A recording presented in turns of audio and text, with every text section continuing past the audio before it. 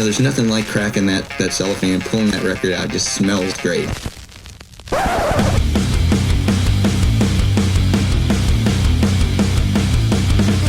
Welcome to BODS Mayhem Hour. Non-stop hardcore energy. I love the show, guys. You're awesome. Unlike any other. With your host, John the Bod, a.k.a.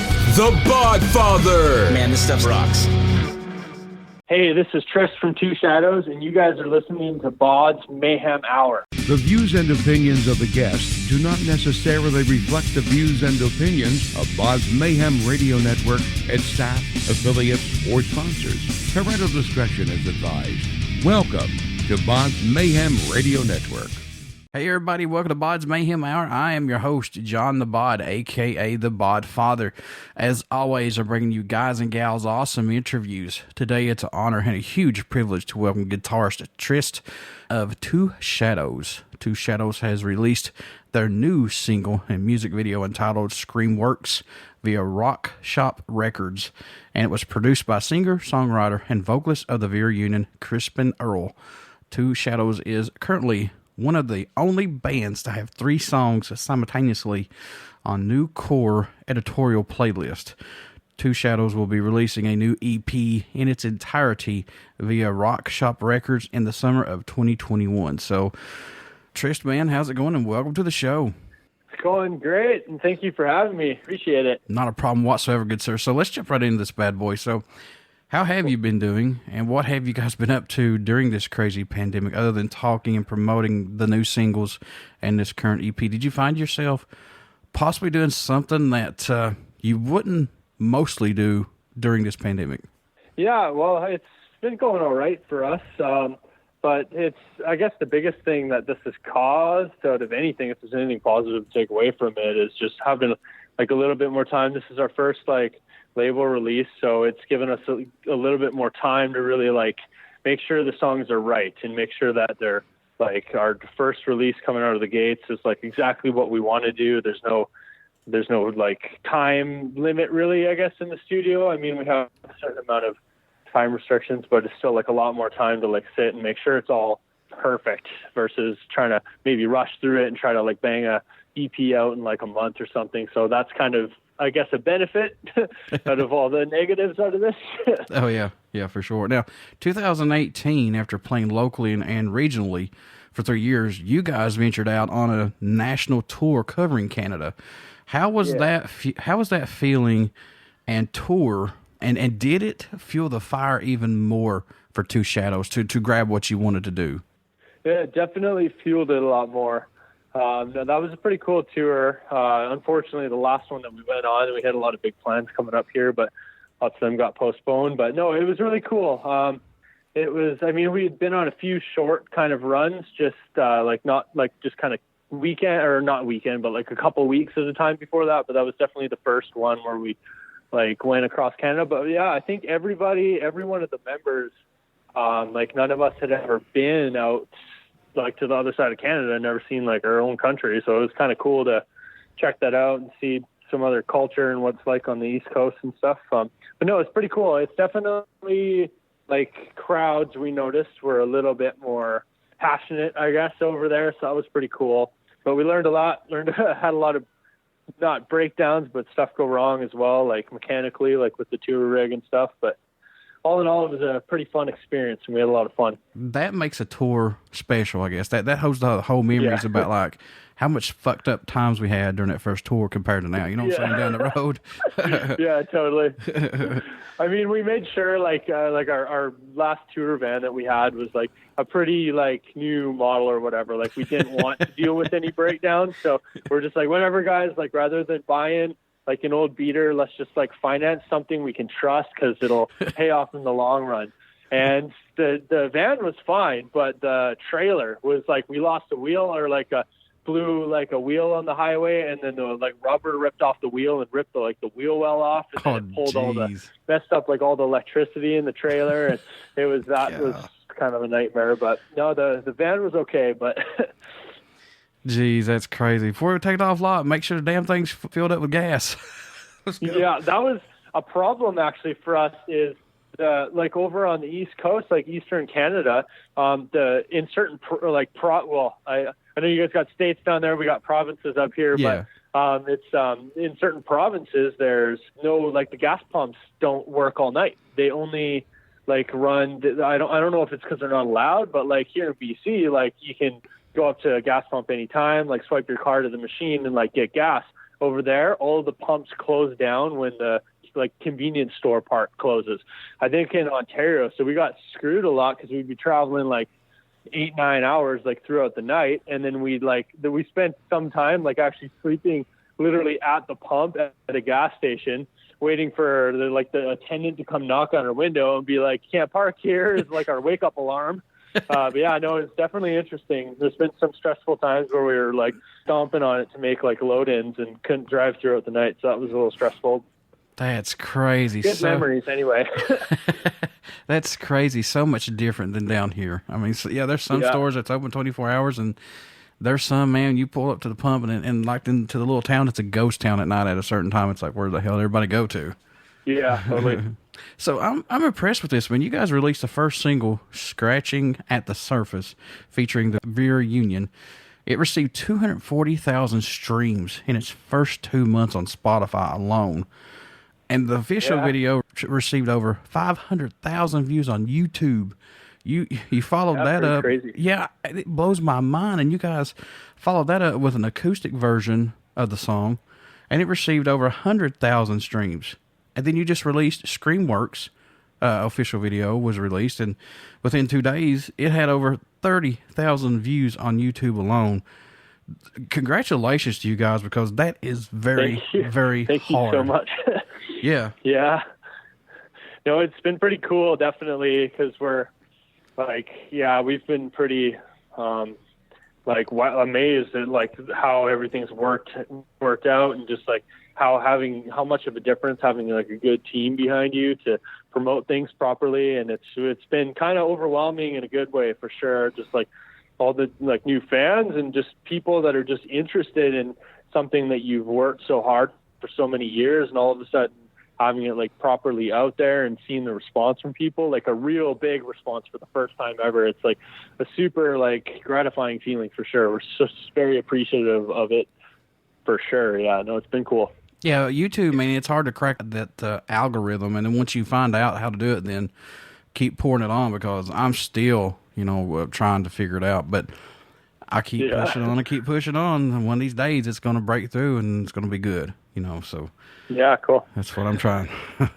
So you guys have been sitting on these songs for the EP since, what, 2019? Am I correct? Am I wrong? Yeah, some of them. Some bits of the songs, actually, like Screamworks, for example, there's some like riffs on there that like I wrote when I was like a teenager. So like 5 to 7 years ago, there's a couple things that made it. So this song, actually, we've been sitting on for quite a while. This was kind of like probably started like putting together like the skeleton of it, probably actually like around 2018. And it's just kind of been on the back burner. It's one we knew there was something with it. We knew it was going to eventually become something really cool, but it just kind of kept getting put on the back burner for new stuff that was we were kind of working on. But it's definitely been a cool song. It's been a super like collaborative effort for this song as a band. Everybody has like a lot of work into it. But yeah, this one, other material and stuff we've had, it's been more like Scratching at the Surface was a little bit of a newer song that we had written. But yeah, it just kind of like, I don't know, especially when we're working with like Crispin, like he hears all this material that we've been sitting on forever for the first time, when he's like kind of going through it and kind of getting a feel for it. He definitely has a different ear. It's like having a second ear is super important with like listening and deciding on songs and stuff, because he's just like, I'm hearing something in this, I think this is going to be great or whatever, and then you start working on that and it turns out awesome. So yeah, some stuff we have is brand new and we as a band thought was like way cooler or whatever, and then he is hearing it with fresh ears. So sometimes old stuff comes up and gets released first. It's definitely not super big like formula or anything. Yeah, but seeing him add his twist to these old songs that's been sitting there for a long time, when they come to life like that, man, does that give you like some type of reward? I mean, does that feel your soul, because it's like, oh man, that's kind of exactly how I wanted that song to sound like? Yeah, totally. Yeah, it's definitely been like almost therapeutic having Screamworks come out, just because of like some of that stuff. Like we've been like lyrical content in there we've been dwelling on for a while, and it's about certain people or certain problems that we've had, and definitely haven't been able to release music for a while. So having some of that stuff comes out, kind of like burying the hatchet on those, I guess, feelings or emotions that we've had kind of sitting out for a while. So that, yeah, it's pretty cool finally getting that stuff out there. It's definitely gratifying. The songs that you have right now, did you have enough to put out a full length? Why go an EP route instead of just doing a full length? Or did you just want to get something out there to the fans as quickly as possible? Yeah, that's, I was actually surprised. I kind of always in my head as a kid, you're always like, oh, like full length, so you want a full record. Like, what are these EPs? Especially when I was like a young teenager, there was some bands starting to like come out with more EPs and stuff. And it actually, for a newer band, especially getting started, it helps a lot more because it's not so much, because like you only have room for, I guess, like, especially, I'm trying to explain away. You only have room for like maybe 3 singles on each record, 3 music videos kind of thing. And then you'll have like a lot of like really good music that just kind of gets released with the album, but never really gets to see like the light of day and get pushed properly. So it's kind of a little bit easier because you can start like cycles a little sooner. And it, as a new band, just like getting it kind of helps us make sure there's a lot of fresh new stuff out and like a lot more content and everything. And it's a lot easier doing like EPs and being a little bit more frequent with EPs and being able to stay frequent. So you don't release an album and then have to wait like 2 years before you release another album. It's only like a year until the next EP comes out. This helps us a little bit more, especially as a new band. But did that kind of like take you guys back and think, well, we could just oversaturate our music and put too much out doing these EPs like this? Because I know a lot of bands have done it here lately, and I've seen them back off a lot. I mean, did you take that into consideration at all, possibly? Yeah, I can definitely see that. Yeah, I don't know. It's definitely a trial and error thing, I guess, especially for like a newer band like us. But just, I guess, yeah, they wanted to just do an EP first, the record label, and just to help us because we have like nothing out. Like these 3 songs are the only songs that we have out right now. So I think it's just kind of getting some content out there, and then down like the road and like after this EP or whatever, then I imagine like a full length will come out and be a little bit more time in between it. And then also with the COVID right now, like everybody's just kind of chilling at home, and you can't really tour on an album or anything and tour for a year. So we're just kind of like sitting around, kind of like twiddling our fingers, and it's just kind of the only thing we can really do right now is release music. So I guess try to keep our heads in the game too, like rather than doing a whole record and then having it come out and then just chilling for another year waiting because we can't tour or anything. It's just, especially right now, it's kind of nice, I guess, because we can stay a little bit more active and stay busy and constantly writing and recording and stuff. So were you guys a little nervous releasing just singles at this time, during this pandemic right now on how it's going? We're not nervous about, I guess, the releasing singles. We're more nervous about releasing a record and or like an EP and not being able to tour on it at all. That's a little bit more unfortunate. Like with the record label, we tried to push and try to wait, like to see hopefully things would get better. Like at the beginning of last year, like it did get held off. Like we were supposed to release stuff sooner, but it was kind of just like holding it for a little bit and like, hey, let's see what's going on, because we really want to like make sure we're getting out on the road properly and promoting the album in person and everything. But at this point, it's like it's not looking like really like this year at all. We're going to be able to even get anything done this year for touring. So it's kind of hit a point where it's like, okay, we got to release like a package of music. It's just getting too long. Releasing a full length without touring, that's making us a little nervous for sure.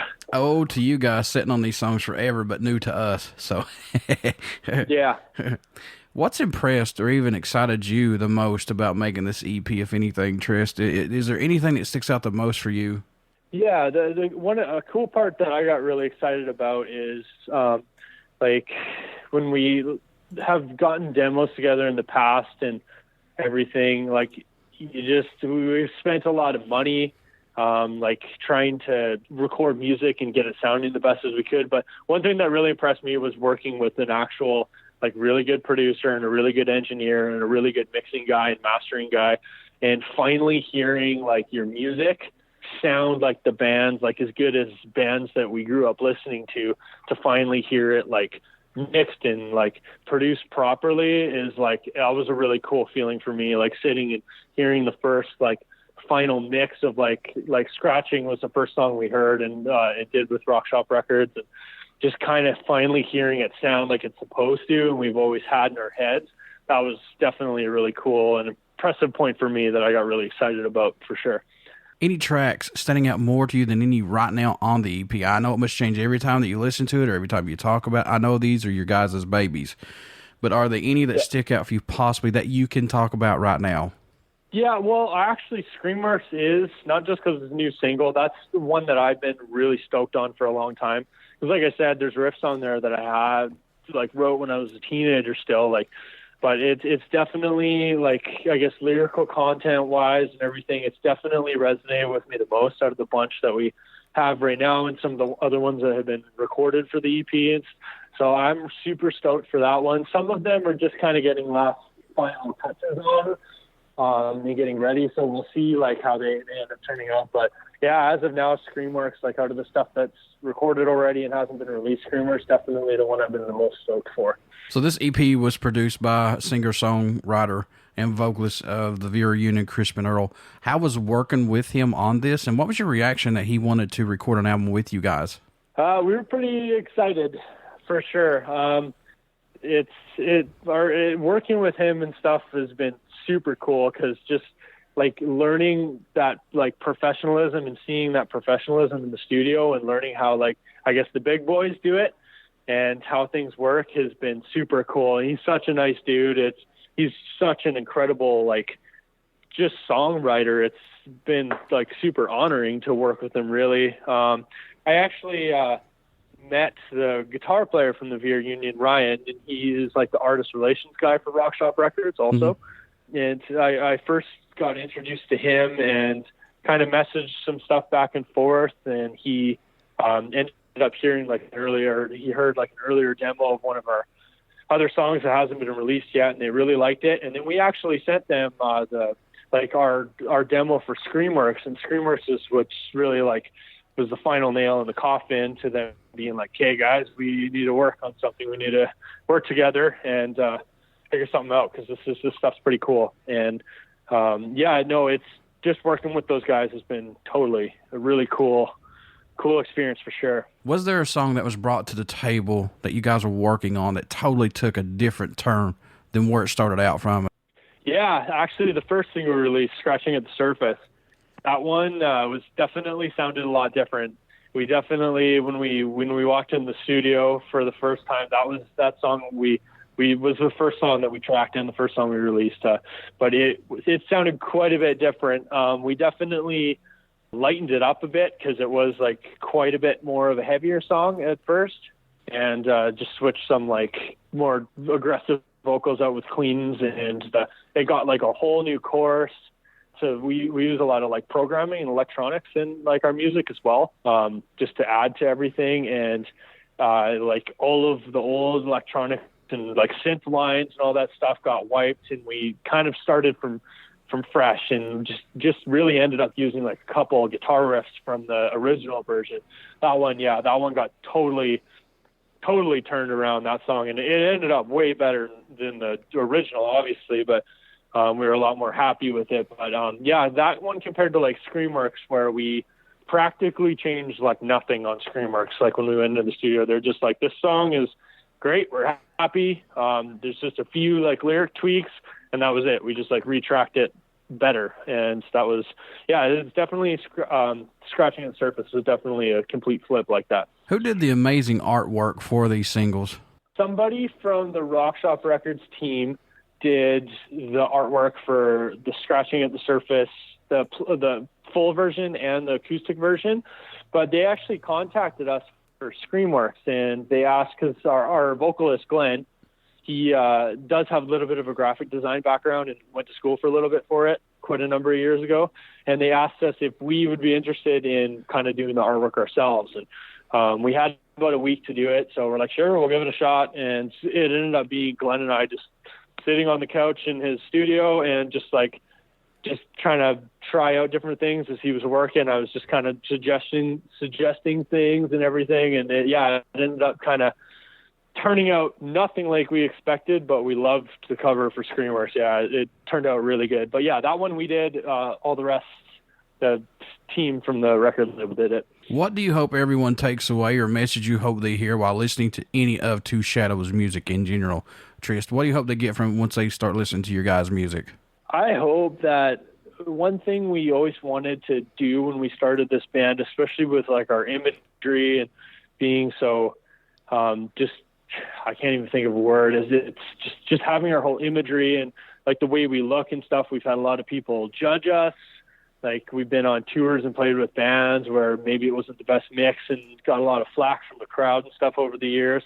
And one thing that we've always tried is to really build like a community for people that maybe just kind of feel like they're a little bit of an outsider. And that's one thing we try to portray in our music a lot, is just, and especially like our live shows and everything, just making sure everybody there, no matter what you look like, what you're interested in, what kind of person you are, that you're feeling welcomed and you're just like part of a family. So that's one thing we've always tried to build. And with music and stuff, like when we were growing up, like lots of bands and stuff, like listening to their lyrics and stuff, lots of times you can relate to these artists and like it helps you through pretty dark times sometimes. So if we could do that for people as well, and if it ends up happening for us, that's like would be the biggest heartwarming thing to know that we've helped people through something or through a dark time. That's what I would dream that they would eventually get from our music, and just find a source of like community and just like help if they need it, I guess. Music is the best therapy out there that you can have. Yeah, totally. Just let it take you away and escape, and just give all your troubles away and let it just do it for you. Yeah, man, totally. Yeah. And for those out there who feel like they don't belong or whatever, or just need a friend, I mean, that's music for you. And kudos for you guys for not taking nobody's shit and just doing what you want to do, because so many people and so many bands, man, are just, they don't do that. They're just like, well, okay, this is what's in. I don't care if it's in. Do what you want. Do what makes you happy. Yeah.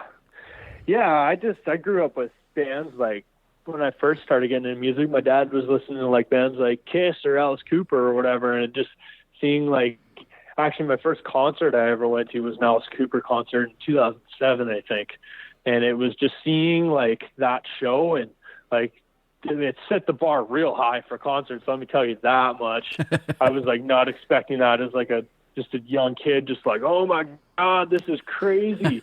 And that was like definitely a first spark. I'm just like, okay, well, there's definitely, we've strived for, and I've learned from that we try to make our music more than just for listening. It can be a whole show. It can be a whole visual like thing as well. So it's definitely, we take the videos very seriously, and any like imagery part behind it, we definitely immerse ourselves in that like culture and just that cool, like just theatrical experience for sure. My very, very first concert, huge concert to me at the time, was the Red Hot Chili Peppers, Foo Fighters, and Muse on the Californication tour. Crazy. That's a lot of heavy players. Yeah. It was amazing. But then after that, what really kicked me in the ass was I got to see Ozfest. That was an eye-opener right there.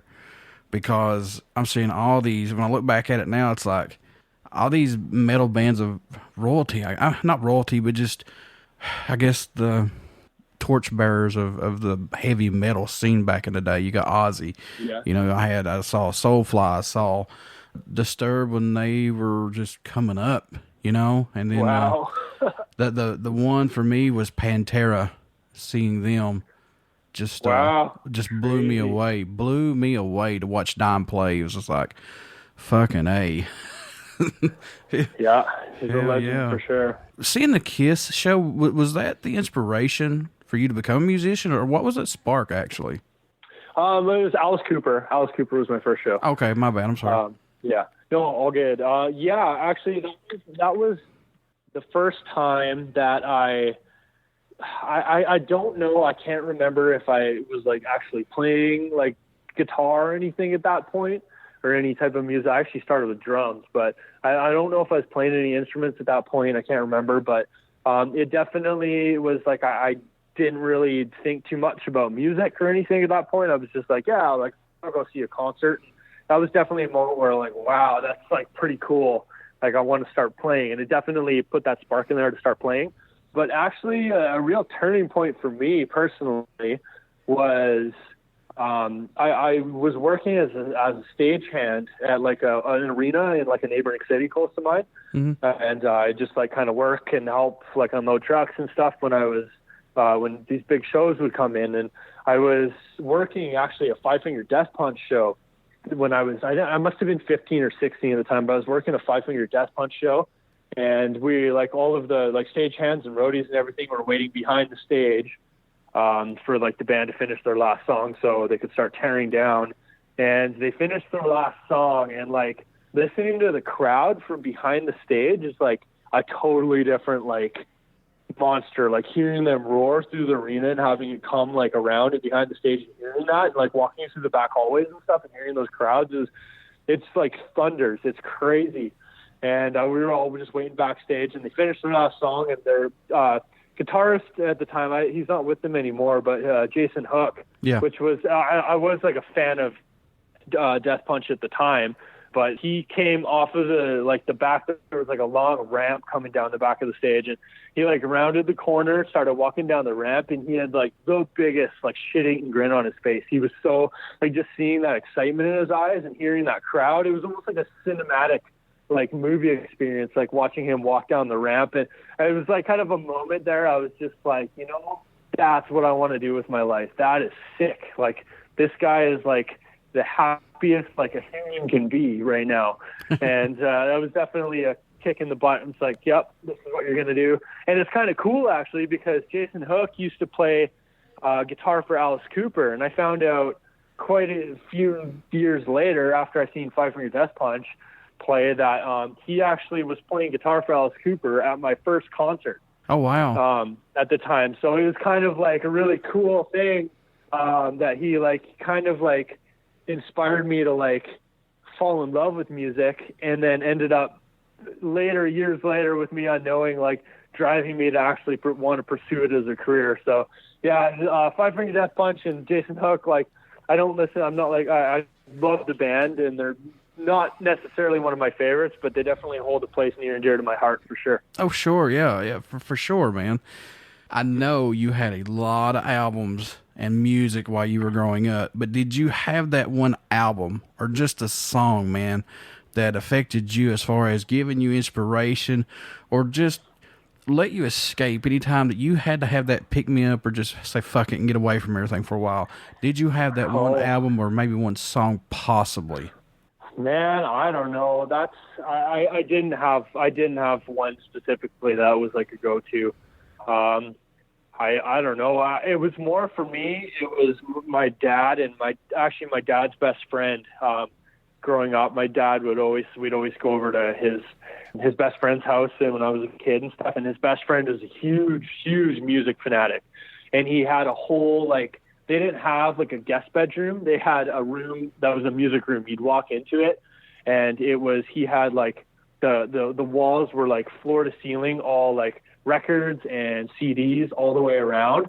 And that was like definitely kind of more of a therapeutic thing for me as a kid, like going with my dad over there and like sitting in that room while they would bullshit or whatever. They sitting in that room and just like popping in the coolest like looking covers and stuff, and just listening to all these bands and just basically picking music based on how cool the cover looked.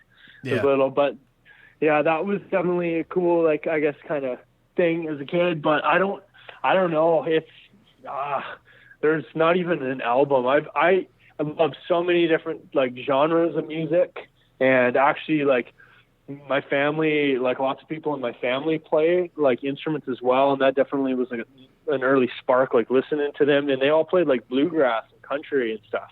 And like as much as I love metal, I actually do enjoy like old like bluegrass and country and stuff, like Hank Williams, Johnny Cash, like all those guys. I love that stuff. I don't know if I'm like in a real sad mood or something like that. I'm definitely like bumping that stuff, like the old country stuff. Yes, sir. For sure. There's nothing wrong with some old good bluegrass and some old country. I'm talking about like the old outlaw country stuff. There's nothing wrong with that at all because I like it too. Yeah, totally. So that's definitely, it depends what mood I'm in. If I'm like in a great mood or like just feel like it's more genre therapy versus what I'm feeling for sure. It's definitely not like a certain song or artist. I love when I hear this from the newer bands, plus going back to the old bands, saying that, hey, I used to go to the record store and an album cover caught my eye. And it's still true to this day. Yeah. Folks. Yeah, totally. Folks, you want to get out and pick up Two Shadows' new single, Screamworks, which is out right now. They'll have a EP coming out later on this year, hopefully summer. But Tryst, how can folks stay in touch with you guys? Buy merchandise, tour dates when this all gets back to normal, everything that they can for Two Shadows. How can they do that? All links for everything and our merch shop and everything's just at our website, which is twoshadowsofficial.com. And for merch, it's just twoshadowsofficial.com/shop. And everything, we always keep our website super updated. Everything's up there. Or Rock Shop Records official website as well. They'll have all the different stuff up there also. Before I let you go, good sir, would you care to do a promo for my show? Yeah, no worries. Cool. Hey, this is Tryst from Two Shadows, and you guys are listening to BODS Mayhem Hour. Everybody stick around. We got some great stuff coming up. You only hear these interviews right here on BODS Mayhem Hour and BODS Mayhem Hour Podcast. Please get out and check out our Facebook page. It has our podcast link, YouTube link, and all the links that we are associated with. And please subscribe to our YouTube link as well, because we got a lot of stuff that's going to be coming up with every tier that we reach for subscribers. Trust me, you want to do that. Please get out and also pick up Two Shadows' new single, Screamworks, via Rock Shop Records. Give these guys a chance. You will not be disappointed.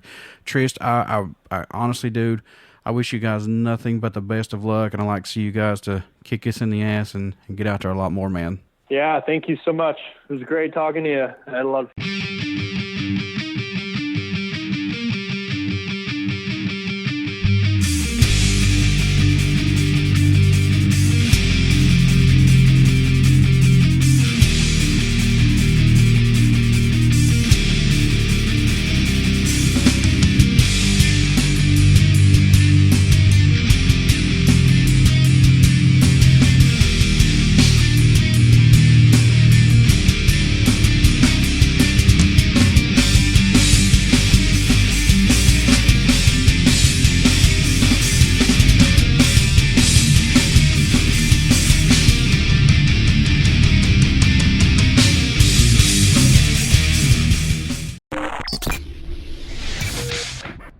You're listening to BODS Mayhem Hour.